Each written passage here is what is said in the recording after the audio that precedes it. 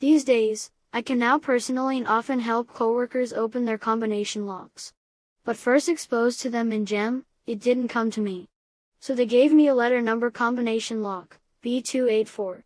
I used to put my gym clothes, my soap, my trunks and my towel in my locker.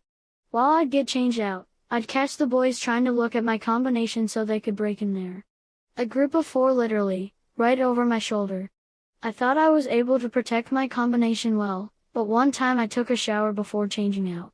I came back and my locker was open, my stuff was scattered, and my clothes were in the trash. More on that later. Nothing happened to those who did it. I remember one time we had an assembly and as I came down around the steps into the theater, some kid just sucker punched me square in the face in front of everyone and nothing happened to him.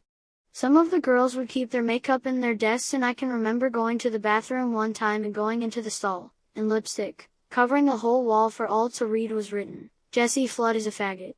I got the teacher to come look at it and she told me there's nothing we can do. Then it spilled over outside of school.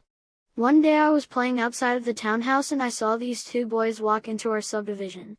They didn't live there. They didn't know anyone there and I read trouble. So I went inside. I got my basketball and I went to practice out back on the patio. Right after I started shooting, the 2 boys came around back. They didn't say anything, but were looking me up and down. Then they started destroying property. I confronted them about it and one of the boys punched me right in the face. My mom heard me go down and once again had to come to my aid and get them to go away. Then one day, I was walking to the bus stop which was in front of the subdivision next door, as I had so many times before. For no reason whatsoever, one of them picked up a rock and threw it at me. Then another one picked up a rock and threw it at me. Then every one of them picked up as many rocks as they could to throw at me. They were stoning me, but I just kept coming. As the bus approached, one of the rocks finally found their target and struck me in my right temple, narrowly missing my eye. I went down in a hail of pain and tears and they just got on the bus. The driver stopped, but it took a long time before I could pick myself up and get on the bus. Even with a visible bruise for over a week, the bus driver and the school said there was nothing they could do.